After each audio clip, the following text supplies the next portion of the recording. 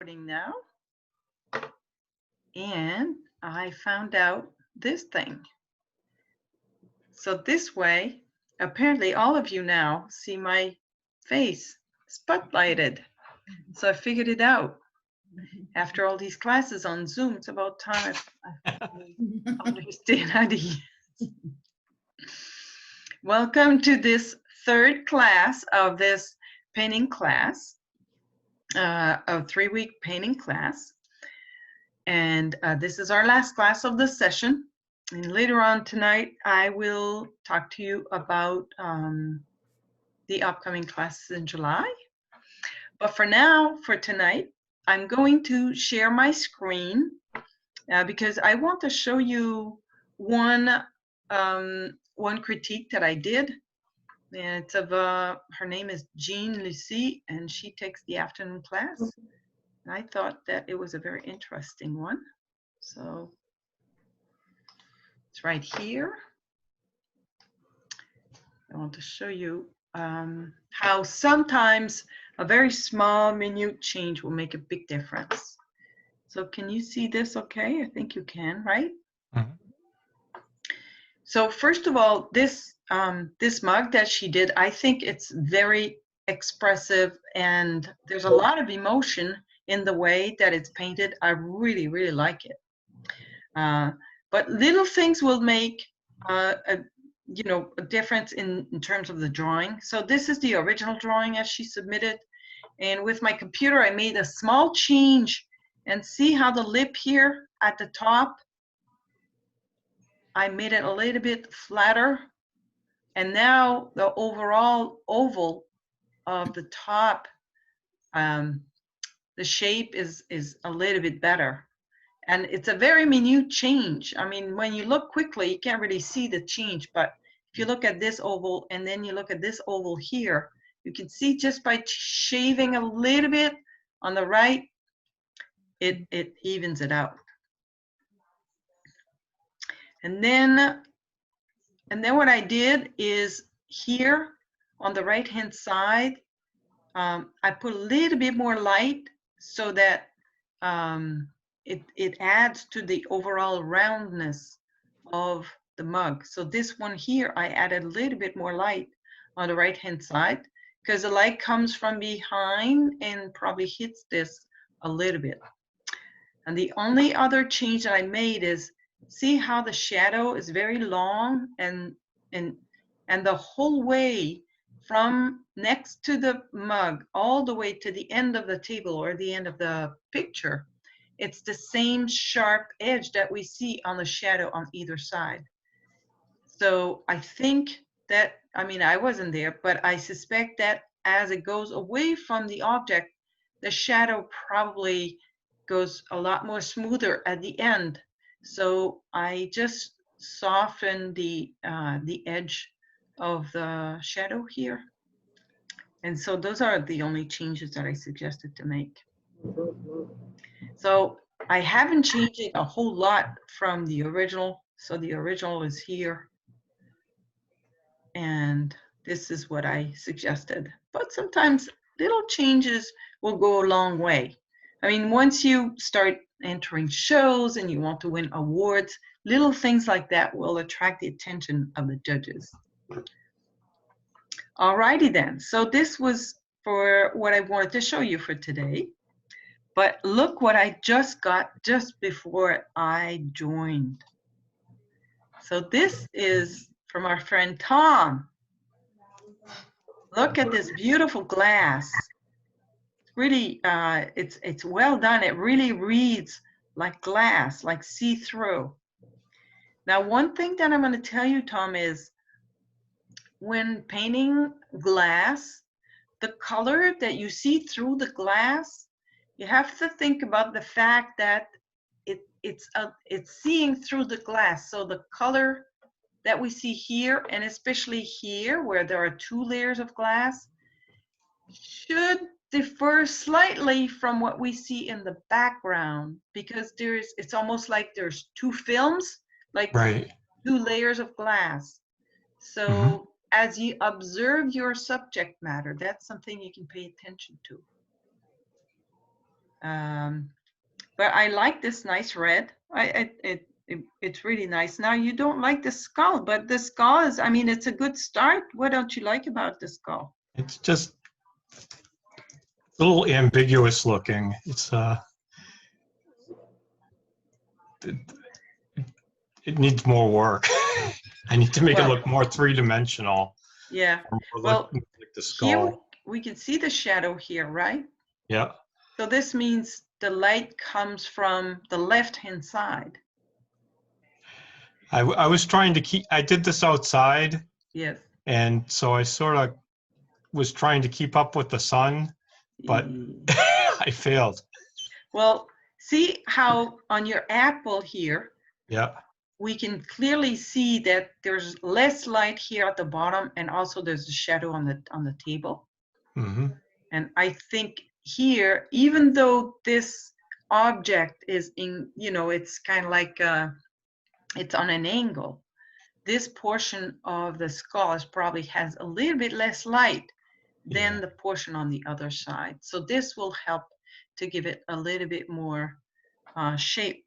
Now your skull is white. Is it really truly a white like this? No, it actually has painting on it, and I was trying to ignore. It has like a little scene of a coyote howling at the moon, and it's like a little souvenir one of my neighbors gave me when they went on a trip, and I was just trying to get the skull shape. Yeah, well, when you have a white object, like this seems to be a white object. So when you have a white object, then the portion that's in the shade usually has a little bit more blue, sometimes a little purplish blue. Mm-hmm. You could try that. Now, your apple is very well done. Thank you. The way that it looks. It looks a little, just a little teeny flat here at the bottom. It's not always a must to actually see the edge of the object in the shadow. Sometimes we have a lost edge. I think you could lose the edge a little bit here, and it would read even better. Mm-hmm. All right. I hope you don't mind that I showed your... I don't mind. The best part of the class, actually. All right. So I'm going to stop the sharing now. And the next part of the class, so we have 50 minutes to paint together. So in terms of what you could paint, I suggest that if you haven't finished the painting last week, then you could finish that. Or if you had taken another class with me or with someone else, or on your own, you had started a class that you never finished but would like to try and finish it, and maybe you're stuck and I can help you unstuck. I'll be happy to guide you through that. So the rest of the class today is to give you a chance to paint. And I have started this painting here that I think I started it last week, of the pear. And I was just going to paint on this, even though I've signed it already, but there's a few things that I still want to do. And as I'm painting on this, I will point the camera towards, you know, my subject matter in the pear, but that doesn't mean that you should just stop everything that you're doing and just watch me, although you could if that's what you want to do. So I'm going to stop recording now. Start this. All right. Turn on the light. No, actually, let's see.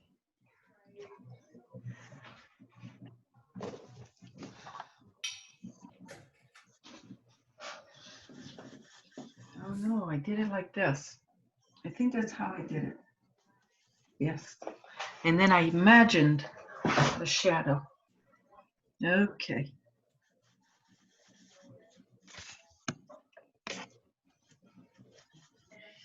So in July, the classes that I've opened are, I'm going to have painting classes only. I'm not going to have any drawing classes, and it's going to be the same time.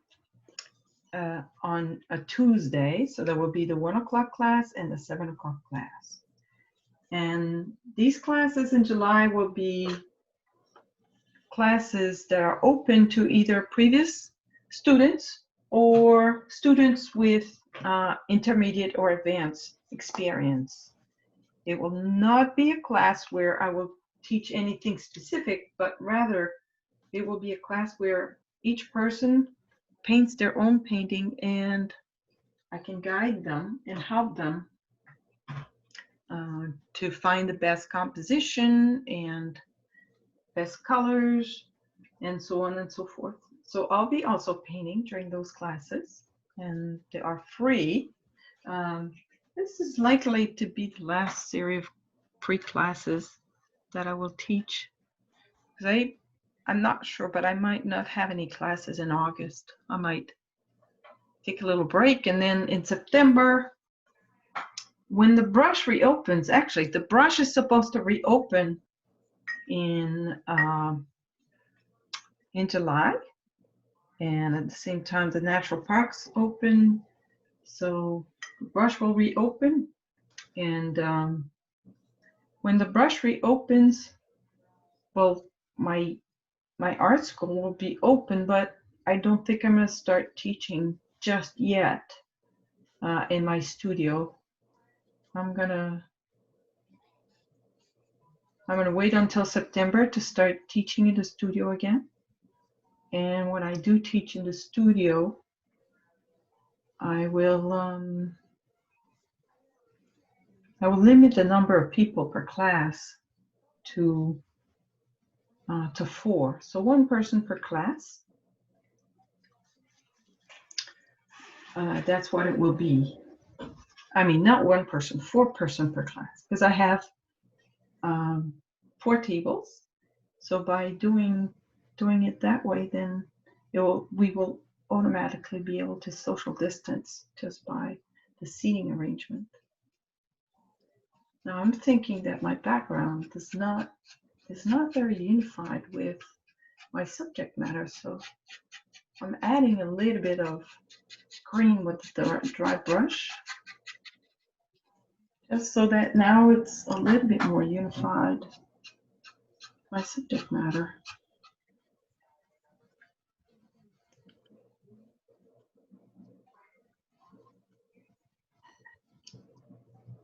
So you guys are, you're welcome to talk. I'm just curious, what are you painting, Leslie?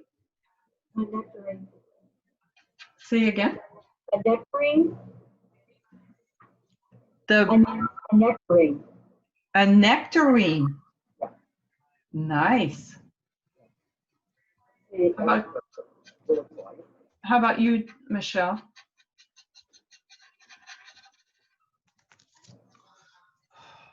Sorry, I was muted.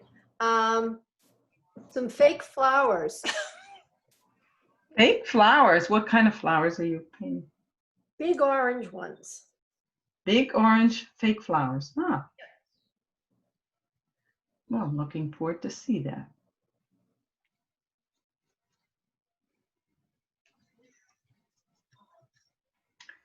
So, Tom, I also meant to mention to you that if at any time you want to darken a color because it's in the shadow, then using the complementary color is a good practice. So complementary color of red is green. Yeah. So good idea to include some of this green in your shadow.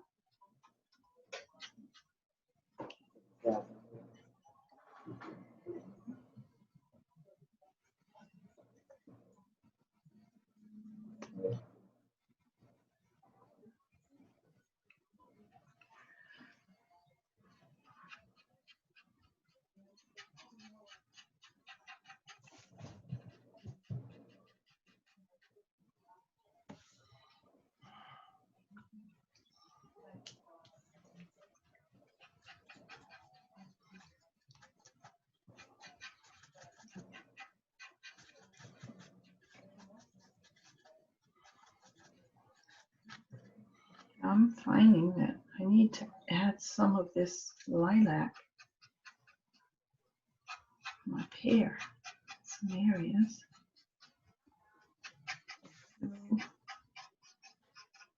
Unite with background.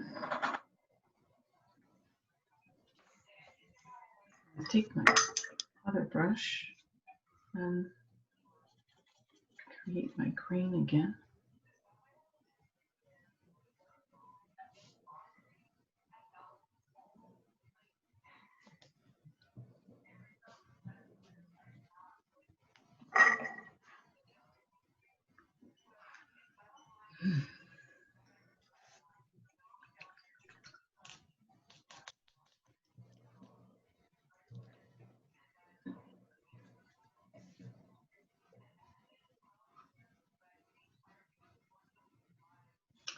And add a little red to my green.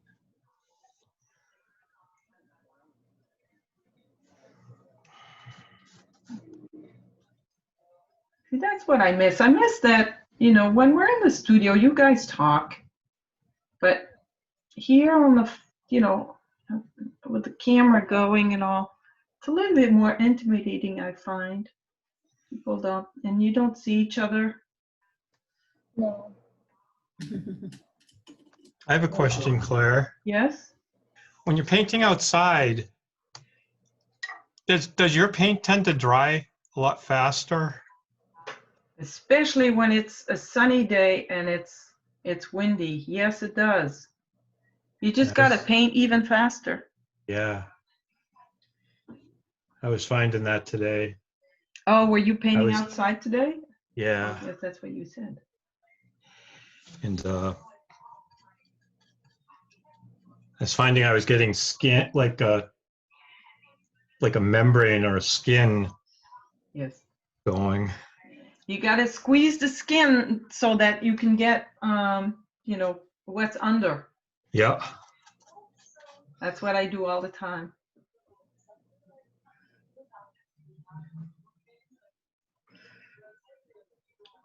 I haven't painted with real paint for a long time. So have you been painting Until this with- class. Ah.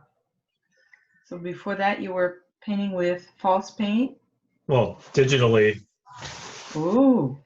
on the computer. Do you do that for work? No, just a hobby. I'd be interested to see some of that work.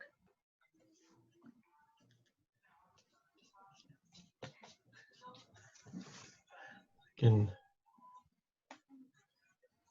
I wish I had one of those those programs. I might get one so that, you know, when I do a critique, if I had the right tool, I think it would help me. uh-huh.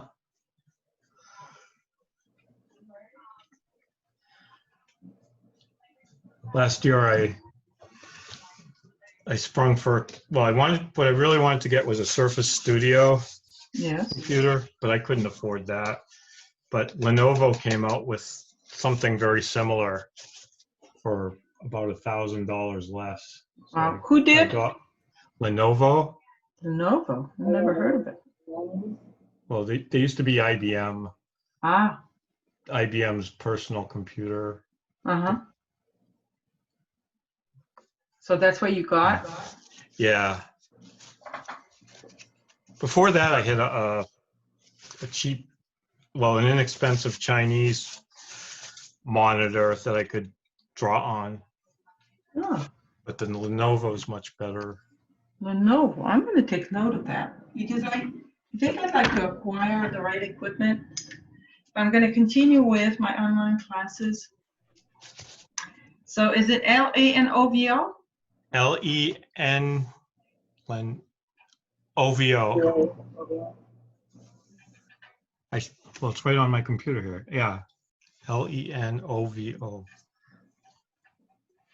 Okay. Yeah. It's a nice big, it's a Lenovo Yoga A940, actually. Because they make a lot of different computers. Oh, the one that you got is 8940? A940? A940. Yeah.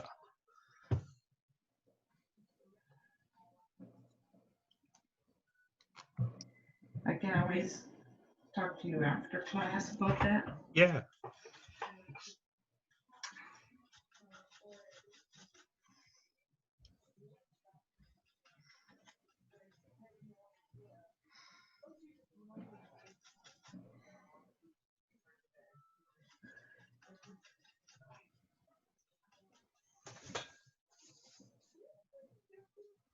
So today I just heard from a place in Maine where I'm supposed to take a workshop this summer, and apparently the workshop's gonna take place.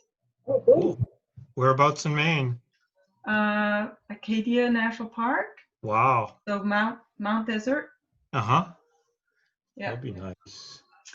So yeah, it should be fun. And I'm taking the class with one of my girlfriend. I mean, we wanted to rent a place and live together, and now I'm not sure what we're gonna do. What we need to do though, before we get there, is we have to get tested and have proof that we don't have COVID before we arrive. Wow. Yeah. That'll be in August, but I'm glad that it's taking place.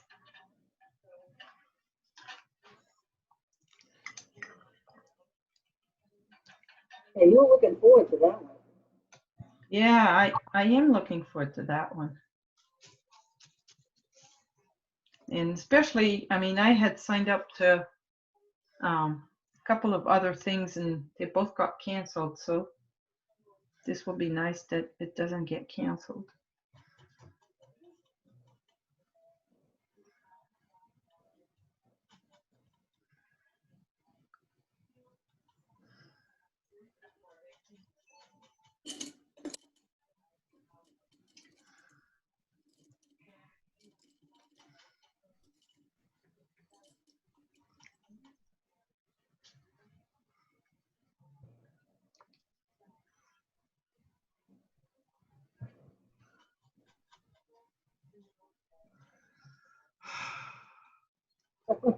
Ah, we've heard that before, haven't we, Leslie?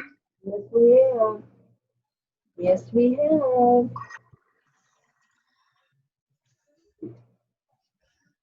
See, the thing is that when we're online like this, I can't see if you guys are breathing or not, so I can't remind you that don't forget to If breathe. you hear a thud on the floor, you know I'm not breathing. Say again. I said, if you hear a thud on the floor, you'll know I'm not breathing. Okay.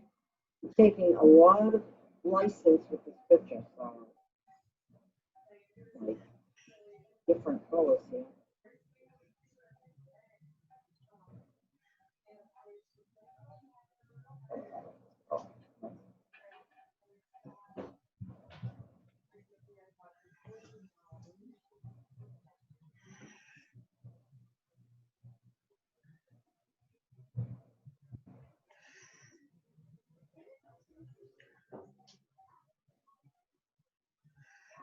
Okay.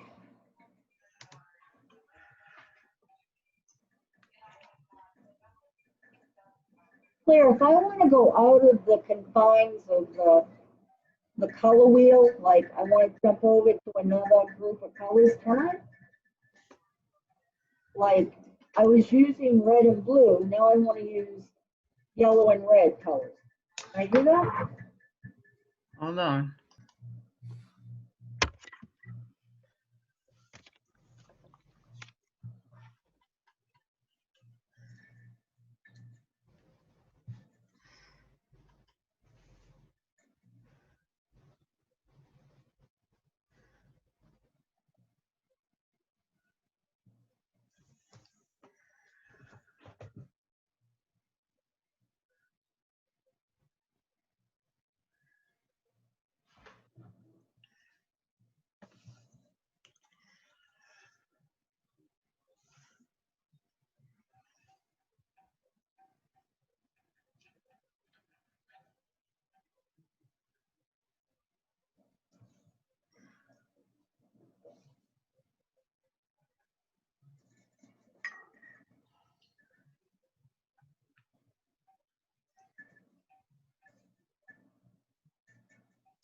Well, tomorrow I'm supposed to go paint in Marblehead.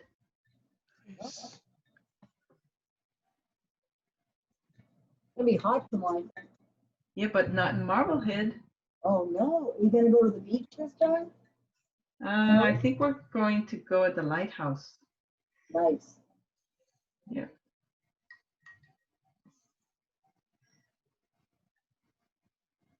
Mm.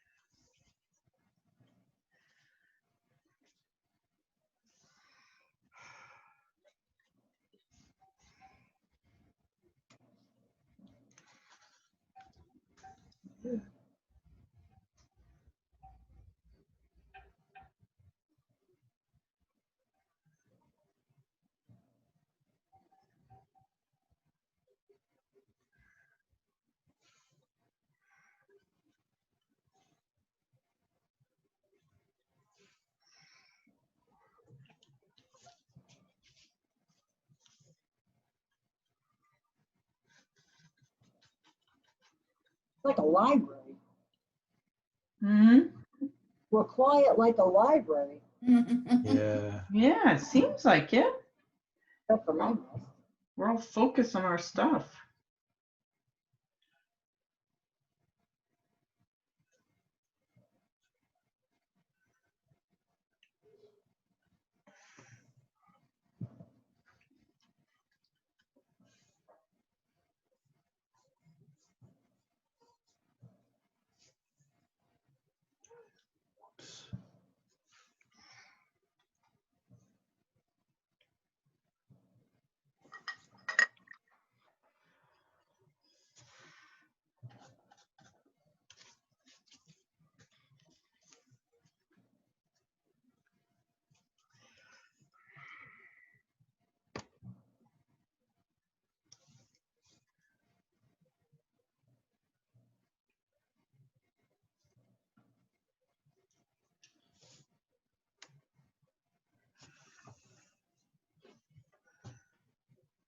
I'm looking forward to see what you guys are doing.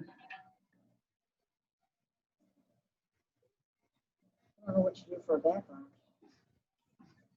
Ooh, that's always a good question. Okay, okay.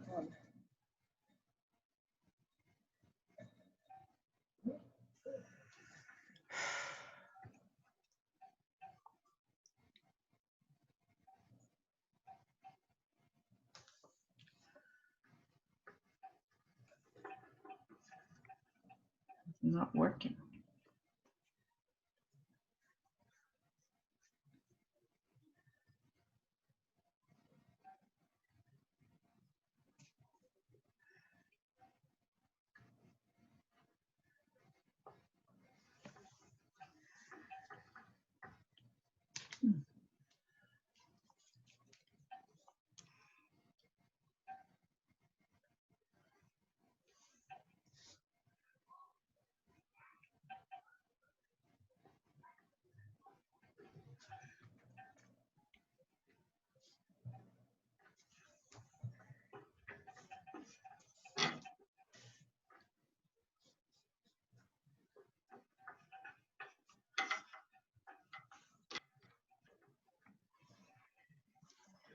better.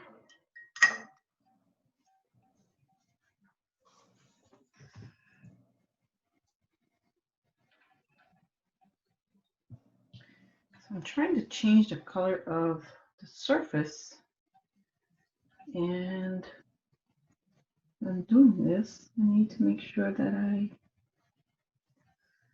keep the edge soft here.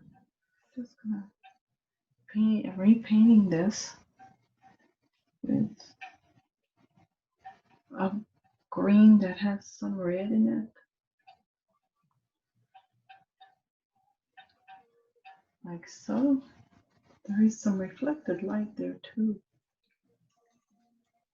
I don't want to completely lose that. A little bit of reflected light. Take it over here. Right here.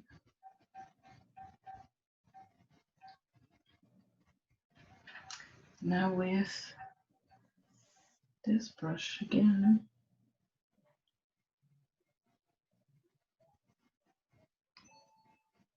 Okay. They mix the two. A good layer on it. This is a beautiful color. Turning it now. Paint a little bit better.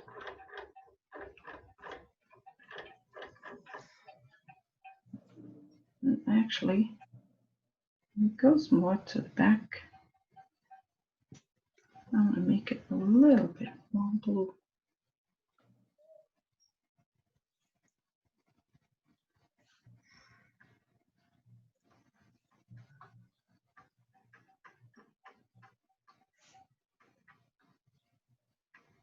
Ever so slightly. Now I have to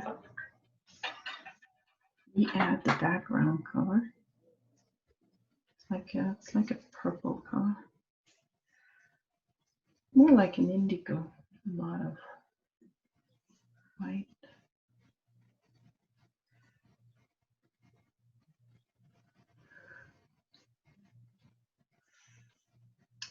Oh, but there's some yellow in this.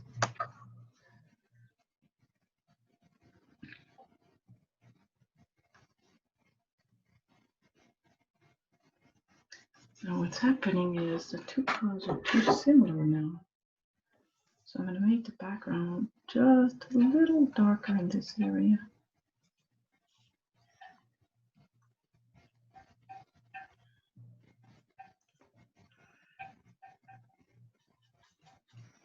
In this area, a little darker.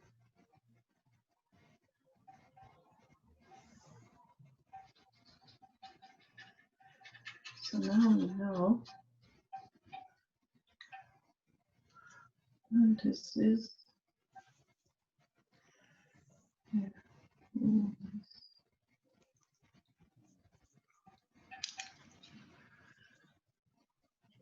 Not too dark, because then it gets confusing.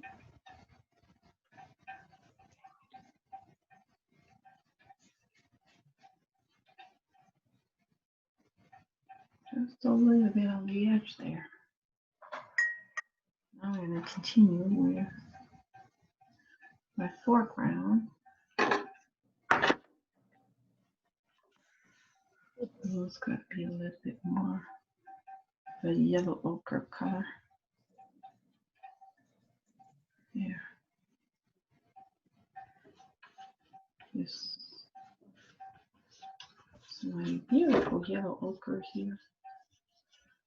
Now covering my shadow.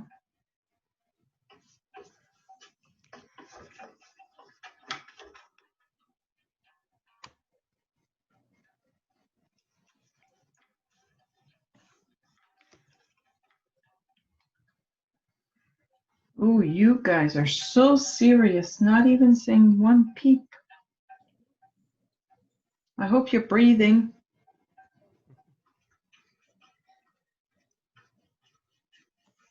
No breathing allowed. Say again? No breathing allowed. No breathing allowed.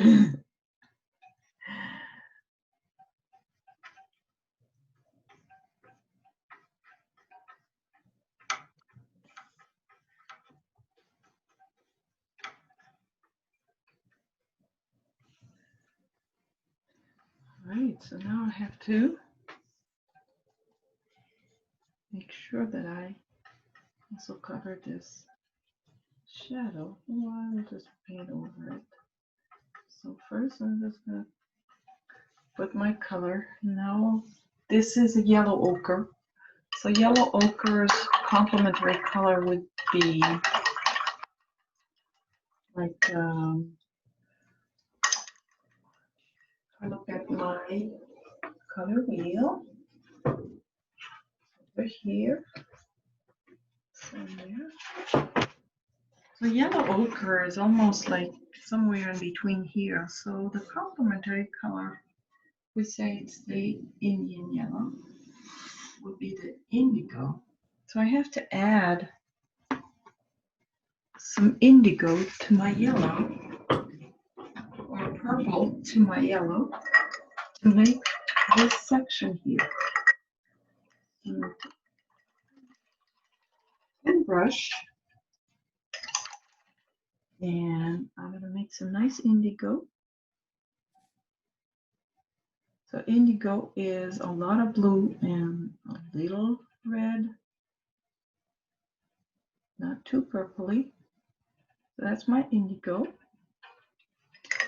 And I'm going to make, let's see, this brush, this one. Now I'm going to make my nice yellow ochre. So a lot of yellow, a little red, and a little blue. Oh, too much blue. I'm out of yellow. I'm going to need more yellow. Okay. This is primary yellow. The 3 primary colors. Okay, so now I have nice yellow ochre. That in which I can add, and I can add some indigo. Now I'm going to put this here, and it's going to create my, I think there's more red in my background. So I'm creating my shadow color. And I didn't really add any white in this section. Now I'm doing my shadow color, I'm repainting it.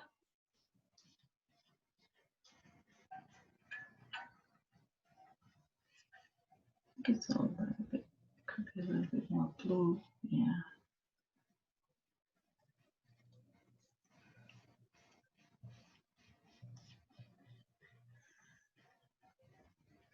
Yeah, it reads well. So mixing on the canvas here is what I'm doing. And I'm trying to make sure that the edge of the shadow remains very soft. And it's got to meet what I have here.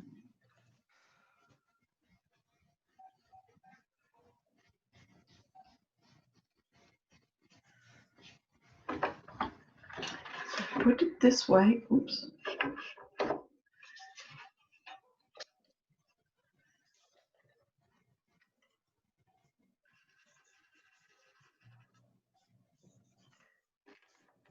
Okay, so now I know that I need to make it even a little darker right here because of what I saw the very first time that I painted it, not because I'm inventing. And so this is the complementary color to my table color, the indigo that I'm adding to my yellow ochre. A nice mix of the two. And as I did this, I did not pay too much attention to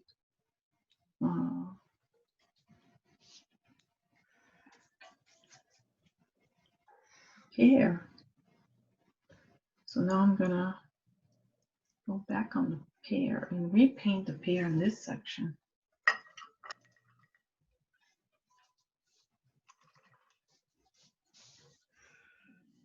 I'm gonna make my green first, make the green, and then in my green, let's see, is there reflected light there? Is there any reflected light? No, there isn't. Oh, no, there isn't. So I'm gonna add a little bit of red, not too much. And back here, oh, not enough red. My green. I think I need to put it upside down just so that. Yeah. No, I want a little bit more of the green, just green.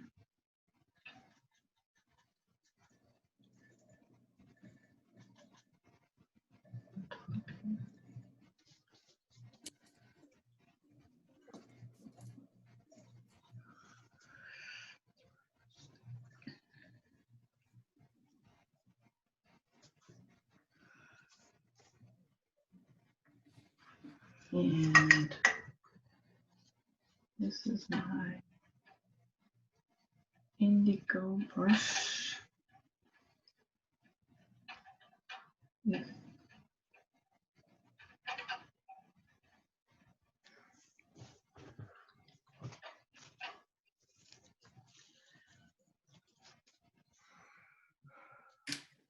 They are losing the edge.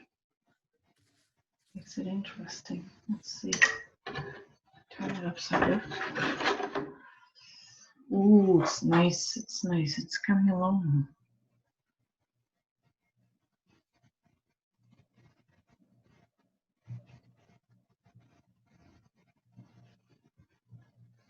I think I lost a little bit of my shape.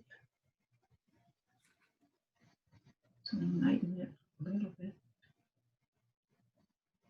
Ooh, nice.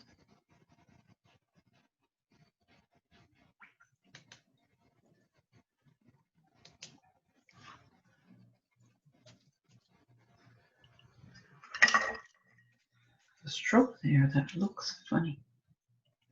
This one here.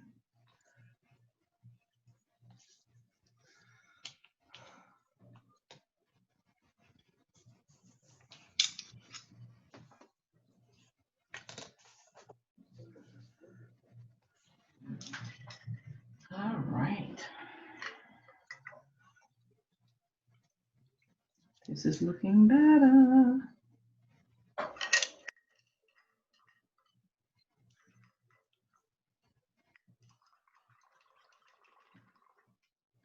think I could use another layer on that background.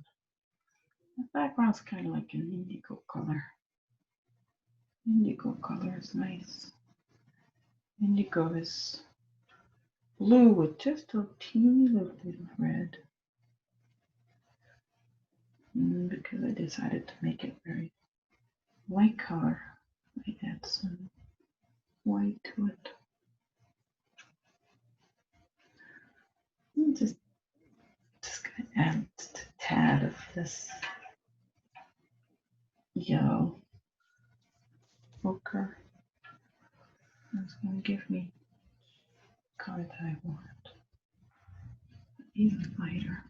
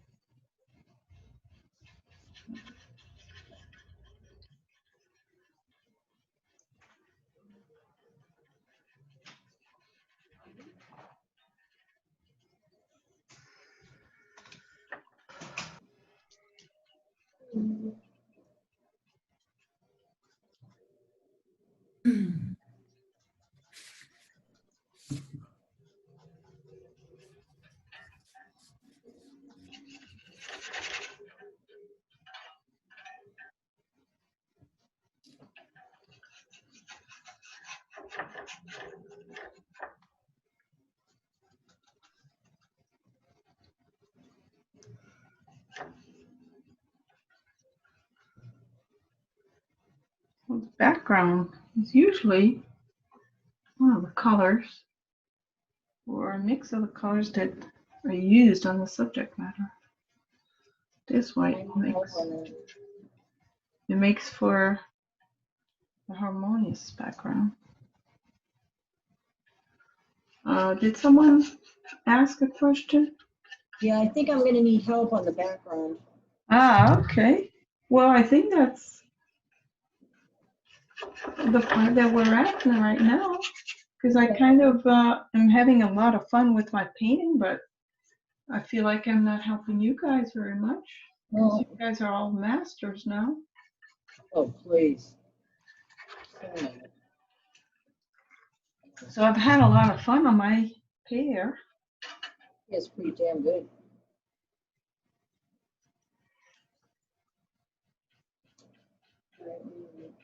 And if you need help with the background, now's a good time.